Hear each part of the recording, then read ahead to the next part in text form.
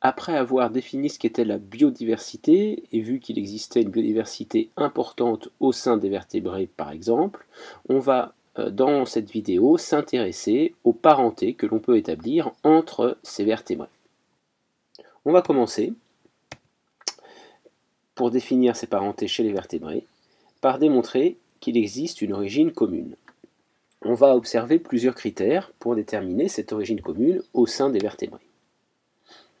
Premier critère étudié, ça va être l'embryogénèse, c'est-à-dire le développement de l'embryon et en particulier les stades précoces de développement de l'embryon chez différents vertébrés. Nous avons ici donc les 5 catégories, les 5 groupes de vertébrés représentés. Les poissons, les amphibiens, les reptiles, même si on ne peut plus parler de reptiles maintenant, on va prendre l'exemple de la tortue, les oiseaux et l'homme. On s'aperçoit que les stades de développement précoce chez ces 5 groupes sont rigoureusement identiques. Un spécialiste aura beaucoup de mal à déterminer si un embryon au stade précoce appartient à un poisson, un oiseau, à un homme, car les ressemblances sont extrêmement flagrantes. Évidemment, suite au développement, les différences s'accentuent et on arrive donc à reconnaître l'organisme. Donc premier point, une embryogénèse précoce identique permet de supposer que tous les vertébrés avaient un ancêtre commun qui possédait le même stade de développement précoce.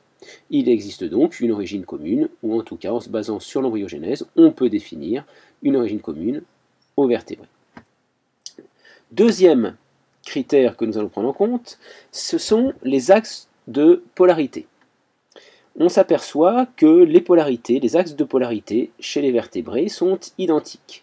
Quel que soit le vertébré rencontré, on pourra déterminer un axe de polarité dorso-ventrale, un axe de polarité antéro-postérieure, un axe de polarité droite-gauche, et puis une symétrie bilatérale par rapport à l'axe antéro-postérieur. On parle dans ce cas-là de symétrie axiale. Là encore, le fait de rencontrer ces axes de polarité communs chez les vertébrés nous indique une origine commune à ce groupe. Troisième critère que l'on va prendre en compte, c'est le plan d'organisation externe. Nous avons ici 4 membres antérieurs de 4 vertébrés différents, le crapaud, le crocodile, le lézard, la mésange. On s'aperçoit que ces 4 membres antérieurs de vertébrés peuvent avoir des fonctions différentes, mais quand on regarde la structure, on s'aperçoit qu'elle est identique.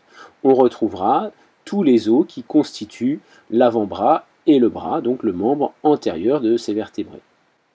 Donc là encore, ce plan d'organisation externe commun nous indique que les vertébrés ont une origine commune.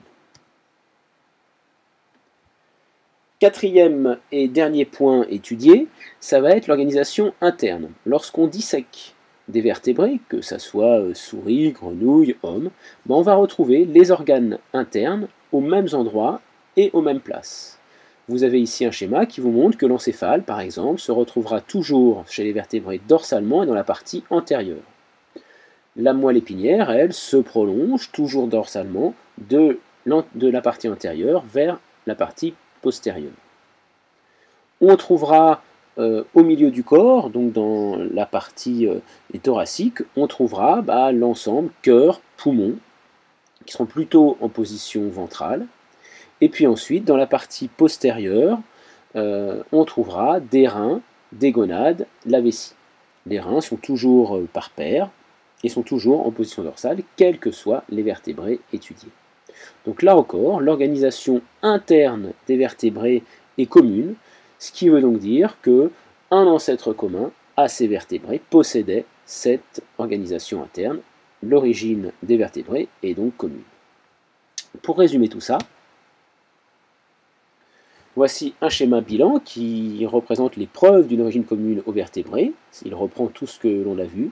Des axes de polarité en commun, une morphologie externe et une morphologie interne commune, des étapes précoces du développement identiques. Tout ça nous indique que les vertébrés ont une origine commune. Alors, maintenant qu'on a vu que les vertébrés possédaient un ancêtre commun et que l'origine était commune, il va être intéressant d'établir des parentés entre ces vertébrés, de pouvoir classer ces vertébrés. Et c'est ce qu'on appelle la phylogénie.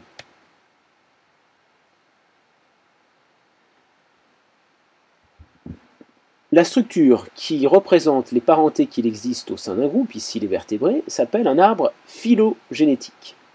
Sur cet arbre, on représente donc des branches, au bout desquelles on a des espèces actuelles ou fossiles, et on va relier ces branches, et ces branches sont reliées au niveau de nœuds, qui sont représentés ici par des carrés, et ces carrés représentent des ancêtres communs. Ça veut donc dire que si on regarde ici, cet ancêtre commun, le carré qui est le plus en bas, c'est l'ancêtre commun à tous les vertébrés représentés sur cet arbre. Si on prend le carré qui est ici, donc le nœud qui est ici, c'est l'ancêtre commun au dauphin, au lapin et à l'homme. Alors comment déterminer ces ancêtres communs? C'est en repérant des innovations évolutives et en les plaçant sur l'arbre. Alors qu'est-ce qu'une innovation évolutive? C'est un état d'un caractère qui est apparu au cours de l'évolution. Si on prend les innovations évolutives présentées ici, on en a trois. On a l'allaitement, le placenta, le gésier. On s'aperçoit que l'allaitement est apparu tardivement, puisqu'il n'était pas présent chez les lézards, chez les tortues et chez le crocodile, donc il est apparu sur la branche menant au dauphin, au lapin et à l'homme. On a ici un autre caractère évolutif qui est apparu, c'est le placenta, ce qui veut donc dire que l'ancêtre commun au dauphin, au lapin et à l'homme possédait la capacité d'allaiter et le placenta.